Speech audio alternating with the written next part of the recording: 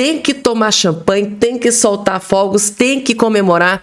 Não só o Bolsonaro, mas os aliados, quem quer o bem do Bolsonaro.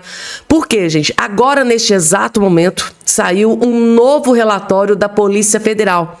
E este novo relatório simplesmente inocentou Jair Messias Bolsonaro, gente, tá? Novo relatório da Polícia Federal inocentou Bolsonaro. Gente, é motivo para comemorar ou não é? Eu vou trazer todos os detalhes e destaques dessa informação, que assim, gente, tá todo mundo comemorando. Claro que vocês também devem comemorar. E eu vou explicar para vocês tudo nos mínimos detalhes. Saiu finalmente a melhor notícia do ano para Jair Messias Bolsonaro. Relatório, né? Novo relatório da Polícia Federal inocenta o Bolsonaro. E eu vou explicar tudo nos mínimos detalhes nesse boletim aqui para todos vocês. A contrapartida, né? Se a notícia é maravilhosa para o Bolsonaro, por outro lado, para Alexandre de Moraes e para o Lula, saiu notícia terrível, gente, tá? Saiu aqui investigação contra o ministro Alexandre de Moraes. O deputado federal Carlos Jordi vai explicar todos os detalhes e destaques dessa bomba que atingiu Alexandre de Moraes em cheio. Saiu investigação contra Alexandre de Moraes. E outra questão também, gente, que acabou de sair. Vocês se lembram do PL da dosimetria que foi vetado pelo Lula, né? Foi aprovado no Congresso, depois foi vetado pelo Lula? Pois bem, gente, tá? Foi enviado uma ação para o STF. Quando uma ação é enviada lá para o STF, você sabe que acontece sorteio. Aconteceu o sorteio do PL da dosimetria. Adivinhe nas mãos de quem que caiu esse PL da dosimetria? Exatamente, gente. Caiu nas mãos do terrivelmente evangélico. Para desespero de Lula, que vetou o PL da dosimetria, e para o desespero de Alexandre de Moraes, porque ele é o mais interessado que esse PL da dosimetria não seja derrubado, né, gente? Então, para desespero de Lula e de Alexandre de Moraes, a ação do PL da dosimetria caiu depois ali do sorteio, caiu nas mãos do ministro André Mendonça e muita gente está desesperada. Lula e Moraes, então, devem estar desapontados e devastados com essa notícia. E por fim, gente, tem uma mensagem misteriosa da Michelle Bolsonaro, que ela colocou nas redes sociais, e eu vou trazer aqui para vocês. Eu quero ver se vocês conseguem decifrar essa mensagem enigmática, essa mensagem, né, da Michelle Bolsonaro, que eu vou trazer aqui para vocês. Tudo isso e muito mais vai fazer parte aqui desse boletim. Rapidamente, claro, só não esqueçam de se inscrever aqui embaixo no canal. É muito importante que vocês estejam inscritos no canal, ainda mais agora com esse PL da dosimetria nas mãos do André Mendonça.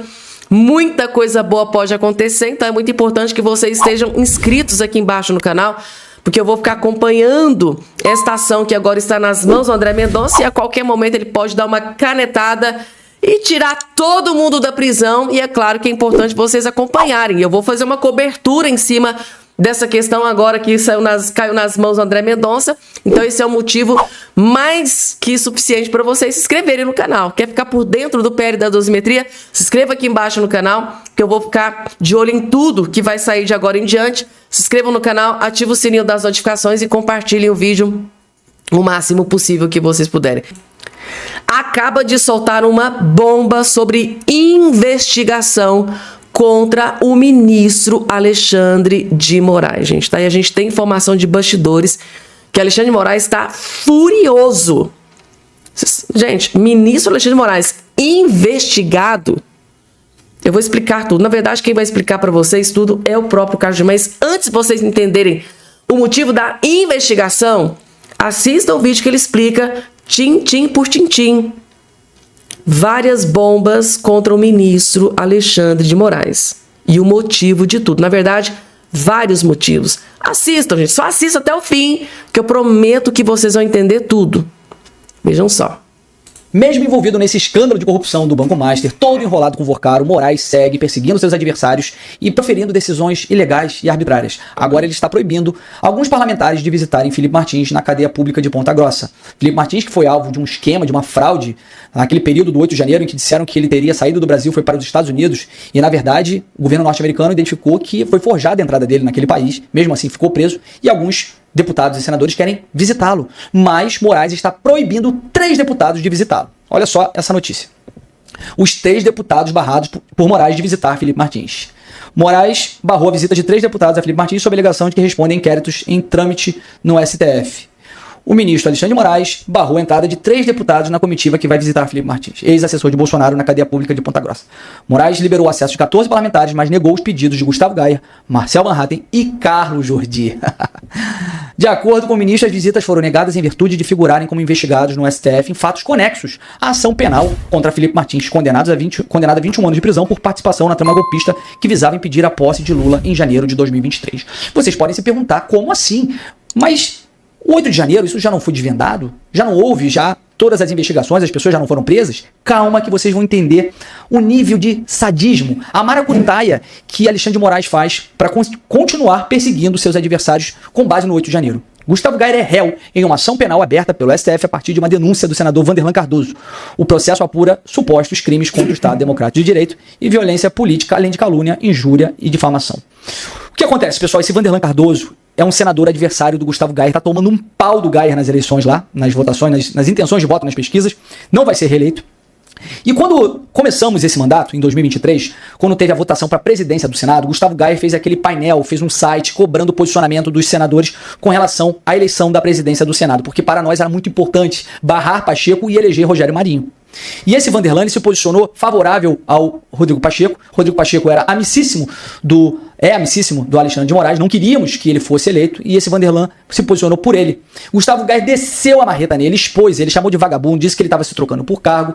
Esse cara ficou muito irritado e processou o Gustavo Gaia. Fez uma queixa-crime no Supremo Tribunal Federal por calúnia, injúria e difamação, que são crimes que, em tese, nós não podemos ser processados, porque a Constituição fala assim, a imunidade material diz que nós não podemos ser processados por esses crimes. Só que ele malandramente colocou lá que o Gustavo Gaia também estava cometendo um ato antidemocrático. E com isso, o que acontece? Esse processo, ele vai para a mão do Alexandre de Moraes, porque ele é o relator do inquérito dos atos antidemocráticos. Isso foi caso pensado. Isso foi uma orientação que o Moraes deu para esse senador, para que esse processo pudesse cair na mão dele. Inclusive, a própria PGR, na época, disse que não havia nem crimes. Eles não poderiam, o Moraes, aliás, o Gustavo Gaia não poderia responder por calúnia, injúria nem difamação, e que não havia o crime de ato antidemocrático. Mas, ainda assim, o Moraes seguiu com esse processo contra ele, contra o Gustavo Gaia. Esse processo, inclusive, nós sustamos a ação penal na Câmara dos Deputados, mas ele continua figurando como investigado. Marcel Van Hatten foi indiciado em um inquérito por crimes contra a honra após críticas ao delegado da PF, Fábio Schor. O Pet, o animal de estimação do Moraes, que inclusive hoje está trabalhando no gabinete do Moraes, responsável por investigações sobre os atos do 8 de janeiro e acusações feitas ao ex-presidente Jair Bolsonaro. Na tribuna da Câmara, o deputado chamou o servidor de covarde e bandido. Olha só isso, pessoal.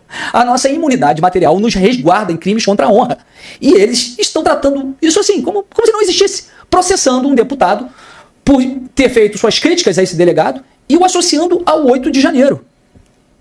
E agora o meu caso. O deputado Carlos Jordi também foi alvo da PF em operações relacionadas aos atos antidemocráticos e seu nome aparece ligado à organização de bloqueios em rodovias federais e acampamentos de manifestantes com suposta orientação a lideranças apontadas como extremistas. Pessoal, eu vou tentar aqui trazer para vocês a memória do que aconteceu nesse fato. No dia 18 de janeiro de 2024, Alexandre de Moraes determinou uma busca e apreensão na minha casa, alegando que eu teria alguma participação com o 8 de janeiro. E qual foi o fundamento? Ele pegou uma troca de mensagens entre uma pessoa que foi presa pelo 8 de janeiro e essa pessoa me chamava de meu líder. Uma troca de mensagens pelo WhatsApp. E ela foi presa porque pegaram uma foto dela no 8 de janeiro. Só que a foto utilizada para eles prenderem essa pessoa não era do 8 de janeiro, era da posse do presidente Bolsonaro. E depois ficou comprovado que ele não teve envolvimento nenhum com aquilo, que na verdade ele não teve também nenhuma relação com esses bloqueios de rodovias. Na verdade, a esquerda do município dele fez essa denúncia contra ele. E Moraes sabia muito bem disso, mas mesmo assim mandou fazer essa busca e apreensão na minha casa e tudo mais. E até hoje mesmo, tendo sido comprovado que ele não tinha relação alguma com isso, eu continuo sendo investigado pelo 8 de janeiro. Eu continuo na figura de indiciado, de investigado, e nenhum desses meus pertences me foi devolvido. Gente, é inacreditável o que nós estamos vivendo. Esse cara, que até hoje não deu explicações sobre o contrato de 129 milhões de reais da esposa dele com o Vorcaro, sobre os voos que ele fez nos aviões do Vorcaro, sobre as mensagens trocadas entre ele e o Vorcaro no dia da prisão do Vorcaro, mensagem que inclusive tudo indica que é para uma obstrução de justiça. Ele está investigando, continua investigando seus adversários. Aliás, a minha busca e apreensão foi por conta de uma mensagem trocada com um apoiador meu que me chamou de meu líder. E ele, até hoje, não prestou esclarecimento sobre as mensagens trocadas no dia da prisão do Porcaro. Gente, é inacreditável isso. Esse que está investigando era para ser investigado. Esse que está restringindo direitos era para estar preso. E aí eu sou obrigado a ver o PGR Gonê dizendo que não há indícios de crimes para a investigação do Moraes. Olha, gente, só nessa República das Bananas mesmo.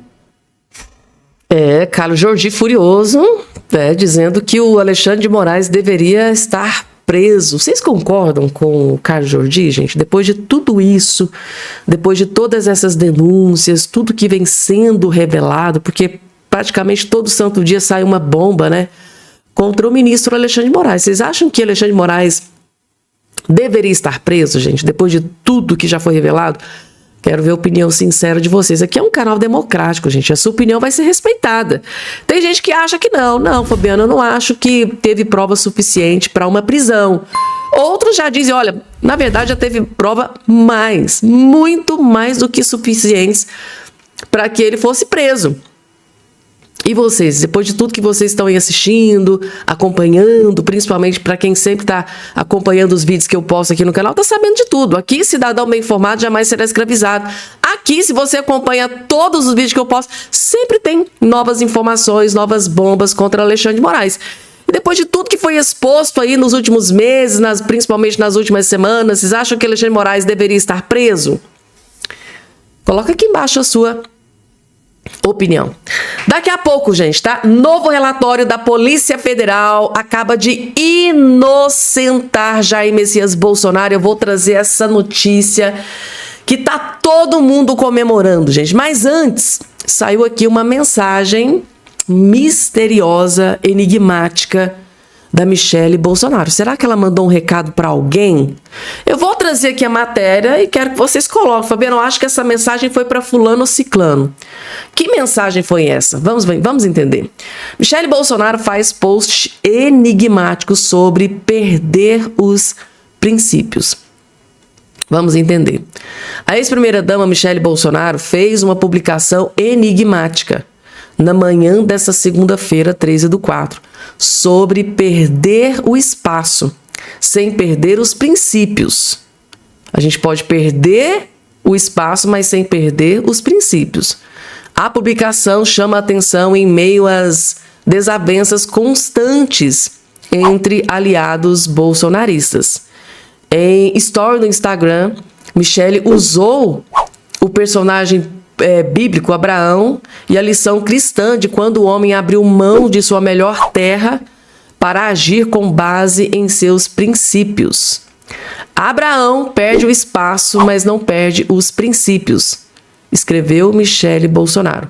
A publicação se destaca em meio a uma série de conflitos no campo bolsonarista, em especial envolvendo o enteado Eduardo Bolsonaro e o aliado Nicolas Ferreira. Na última semana, quando as discussões ainda estavam acaloradas, Michele foi alvo de críticas, por interagir com o parlamentar mineiro, com o Nicolas, nas redes sociais. Internautas chegaram a afirmar que a esposa do ex-presidente Bolsonaro estaria separando a direita ao não apoiar o enteado, o Eduardo Bolsonaro, e se unir a Nicolas Ferreira. Aí ela veio e colocou essa frase enigmática aqui nas redes sociais. Abraão perde o espaço, mas não perde os princípios, gente, tá? E aí? Que mensagem vocês acham que a Michele Bolsonaro quis emitir com esse post nas redes sociais? Que mensagem? Tá aqui, ó, de azul. Abraão perde o espaço, mas não perde os princípios. Qual é a opinião de vocês, gente, tá? Coloca aqui embaixo que eu quero ver o comentário de vocês.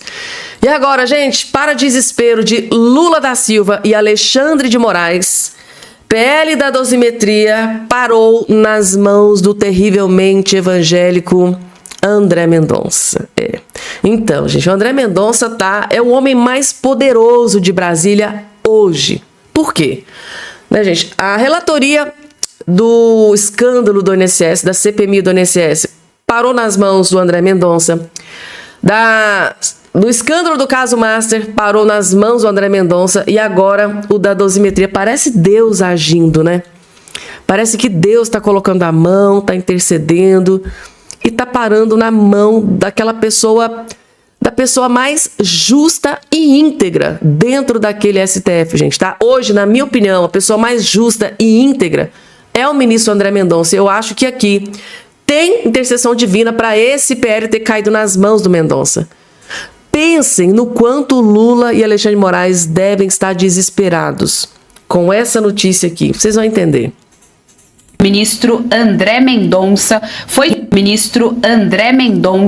foi sorteado para ser o relator dessa volta do PL da dosimetria, que foi vetado pelo presidente Lula, foi votado no ano passado, no dia 8 de janeiro desse ano, o presidente Lula vetou integralmente o PL da dosimetria e agora está de novo nas mãos do STF, agora nas mãos do André Mendonça, PL da dosimetria. Fabi Barroso, notícia de agora para a nossa audiência. Se ele vai ser ressuscitado, se ele vai voltar a ser pauta dentro do Congresso ou não, isso estava em espera desde o ano passado, desde o comecinho do ano, na verdade, tá aí agora de novo mais uma bola na mão do ministro André Mendonça. Bom, esse assunto acabou de acontecer, eu estava tentando puxar para ver que tipo de ação que é, né? Mas o que eu posso dizer já é que provavelmente o ministro André Mendonça vai dizer o que eles decidiram ali em relação à CPMI do INSS, né? Vão dizer ali, vai dizer que o Congresso Nacional tem que andar e que o Judiciário não pode se meter. Isso foi a forma, né, sucinta aqui de eu dizer o que aconteceu ali. A gente sabe que foi para enterrar a CPMI do INSS para não chegar em pessoas como, por exemplo, o filho do Lula, o Lulinha, e o André Mendonça foi um voto divergente junto com o Fux, os dois únicos, mas, né, como ele é sempre pela legalidade, pelo colegiado, né, que estava ali, é muito provável que ele faça isso. Se ele não fizer, a gente vai agradecer. Esperamos, então, que realmente o que importa é isso ser apreciado. Tem maioria para derrubar este veto. Tivemos ontem o Nicolas falando com o próprio Alcolumbre e parece que o Alcolumbre resolveu pensar no assunto, desde que não coloquem, desde que não instaurem a CPI do Banco Master. Olha o jeito que está sendo negociado no Brasil.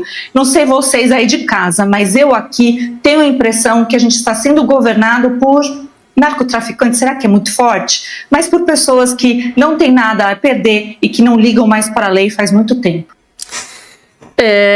Gente, então caiu nas mãos o André Mendonça. O André Mendonça tem dois caminhos, né? Ou ele remete ao STF, da mesma coisa que aconteceu com a CPMI do INSS, né? Leva para o plenário para ser decidido por todos os ministros, ou ele dá uma de malucão, igual Alexandre de Moraes, vai lá, mete a caneta e vai lá e solta, né, a grande maioria do pessoal que está preso pelo 8 de janeiro, gente, tá? E aí? Em se tratando de André Mendonça, vocês acham que ele tem culhão, tem coragem para ir lá e peitar e decidir sozinho? Como o próprio Moraes já fez 1 zilhão de vezes, né? Gente, vamos aguardar para ver. Eu vou estar aqui acompanhando para trazer atualização para vocês sobre essa questão. É um assunto extremamente importante. E agora, um cientista político acaba de trazer uma notícia terrível para Lula da Silva. Está na Veja, gente, está na Veja. Cientista político diz que reeleição de Lula é muito difícil, com aprovação abaixo de 45%. E é exatamente isso que está acontecendo, basicamente, com o Lula. Se o Lula assistir se o Lula ler, ou se alguém lê essa matéria aqui para o Lula vai ter um infarto fulminante. Vocês vão entender. Olhem só aqui, ó. Reportagem da Veja dessa semana mostra que o mau humor e o pessimismo da população com o rumo da economia, apesar de indicadores positivos de emprego e renda, desse IBGE aí não dá para confiar não, viu, cientista político? Ajudam a explicar o dano na imagem do presidente Lula. Na última rodada do Paraná Pesquisas, a aprovação do governo ficou em 44,1%, ou seja, abaixo dos 45% que ele disse.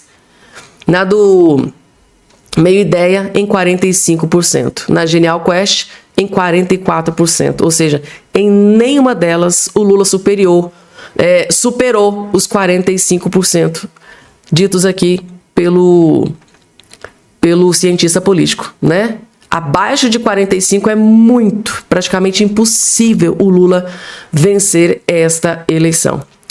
Para o cientista político Antônio Lavareda, a reeleição de Lula corre riscos se o presidente não melhorar os índices, né, que estão aí abaixo de 45%. Segundo ele, o candidato à reeleição enfrentará sérias dificuldades. As chances de sucesso são consideráveis quando a aprovação está entre 45 e 50. Não é o caso do Lula, né? Acima disso, é um franco favorito. Não é o caso do Lula. Lavareda explica que a linha de aprovação em torno de 45 como limite mínimo para a reeleição não é um número aleatório. Esses números não são mágicos, são observáveis. Observáveis, tá? São séries históricas, explica o cientista político. O cara mais expert no assunto está dizendo que de 45, a avaliação do Lula de 45% para baixo, o Lula muito dificilmente vai conseguir se reeleger. Deu para vocês entenderem? Resumindo aqui para vocês, o cientista político está dizendo o seguinte: Lula, se continuar 45 para baixo, você não vai vencer esta eleição. São dados históricos, de precedentes, anos e anos e anos de estudo.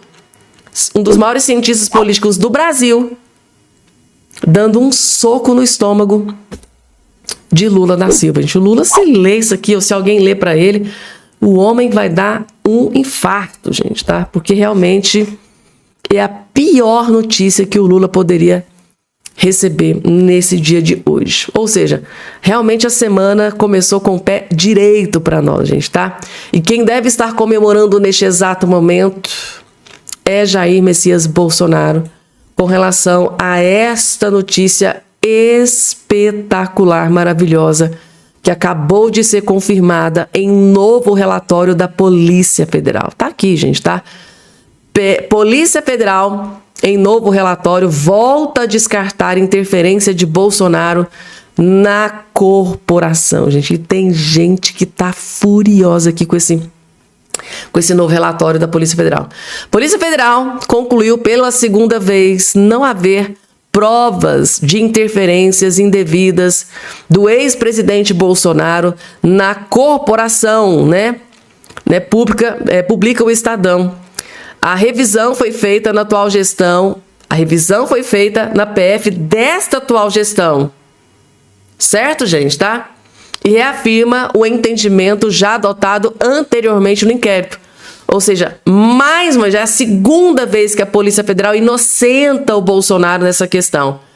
A investigação havia sido reaberta por determinação do ministro Alexandre de Moraes. Claro, né, gente? Por quem? Alexandre de Moraes. Sempre querendo ferrar e lascar com o Bolsonaro. Mesmo a PF no primeiro relatório dizendo, olha, não tem nada de errado. Tá? A Polícia Federal não encontrou nenhuma prova de interferência do Bolsonaro na Polícia Federal, enquanto ele era presidente. Mas mesmo assim, o Alexandre de Moraes não se deu por satisfeito e pediu que tudo fosse investigado novamente. E mais uma vez, para desespero do Moraes e para alegria da direita e do Bolsonaro, pela segunda vez a Polícia Federal, sobre essa gestão, inocentou Jair Messias Bolsonaro. Após nova análise sobre o caso. O inquérito teve origem na saída do então ministro da Justiça Sérgio Moro, que alegou na época ter sofrido pressão para mudanças em cargos da Polícia Federal. Segundo a nova avaliação, mesmo com a reanálise dos elementos já coletados, não foram identificados indícios suficientes para sustentar a imputação do crime contra o Bolsonaro. Merece ser mencionado, tá, que o IPL, tá aqui o número para vocês, apurou objetivo específico que, sob a notícia das diligências tomadas, em contemporaneidade com os fatos, não revelou informações capazes de justificar imputações penais, diz o delegado Carlos Henrique Pinheiro de Melo. Delegado, da Polícia Federal inocentou o Bolsonaro através de novas investigações. A conclusão segue a linha adotada pela corporação ainda durante o governo Bolsonaro.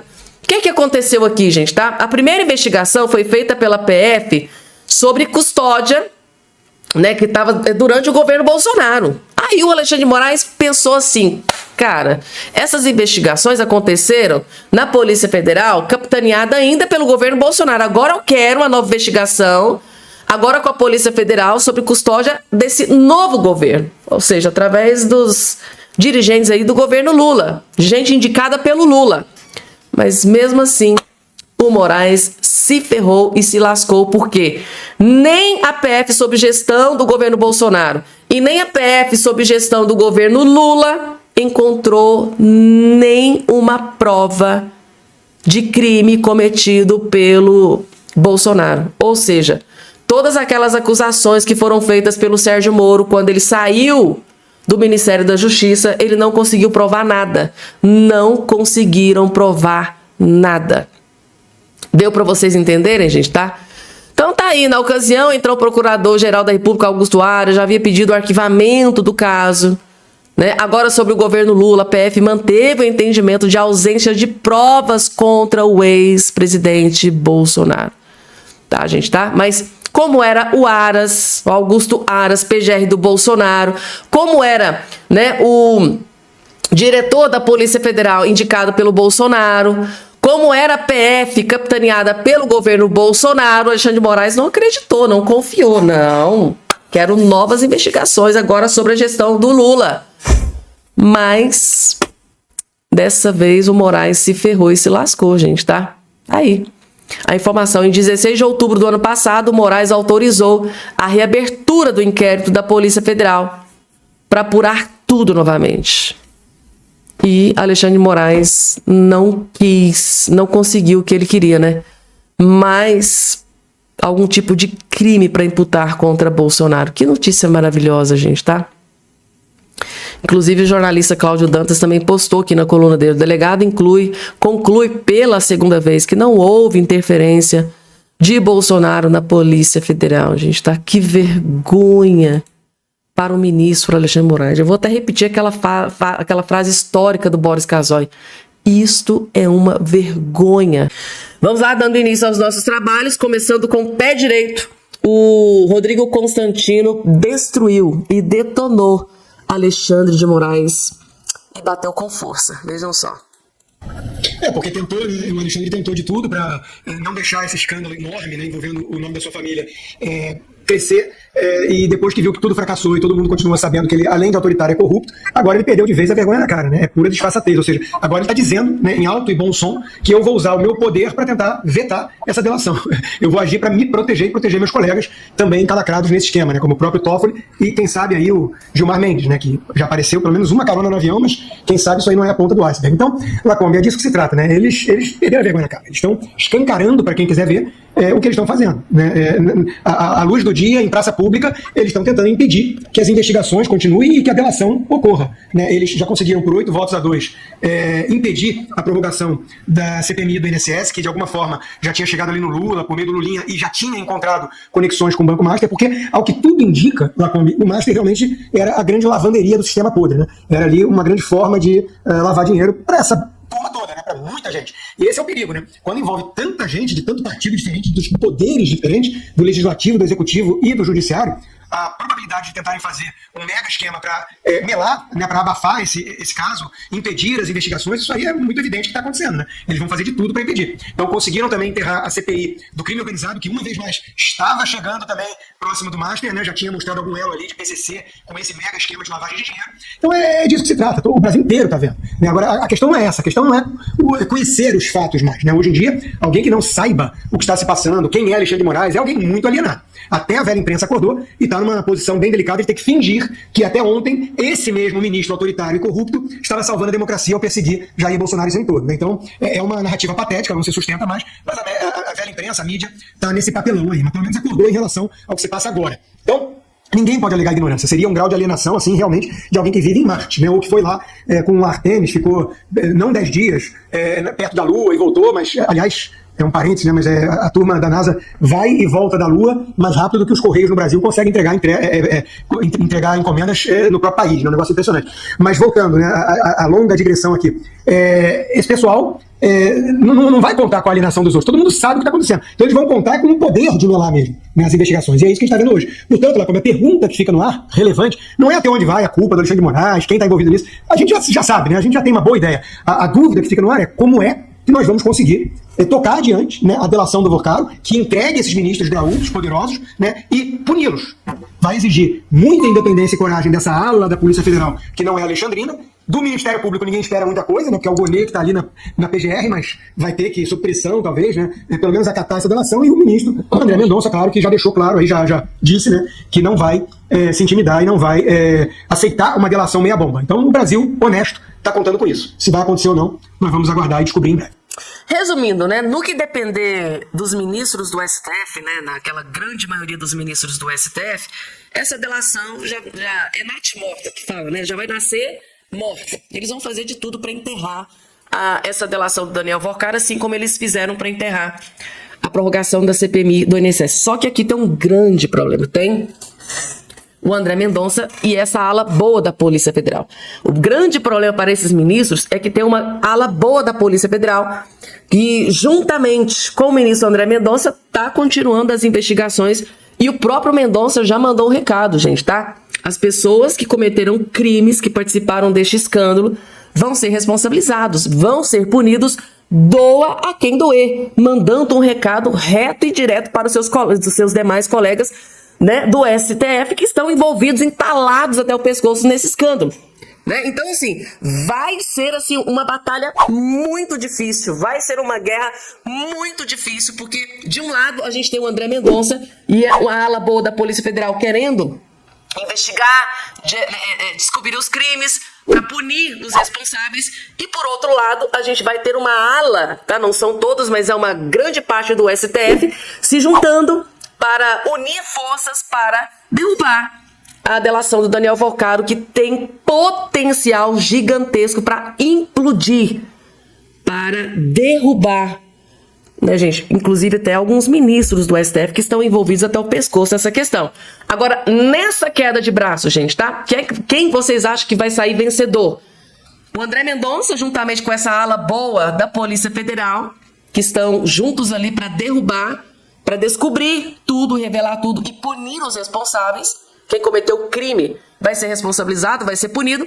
Então, quem vocês acham que vai ganhar essa batalha? O André Mendonça, juntamente com essa ala boa da Polícia Federal, ou ali um grupo de ministros que estão enlouquecidos, fazendo de tudo nos bastidores para que essa delação seja melada, ou seja, perca ali relevância, porque depois que o Moraes desenterrou essa ação do PL, não tem outra percepção do que ele pode estar tentando fazer. Está tentando melar essa delação do Vorcaro. E aí, gente, quem que vai sair vencedor dessa batalha?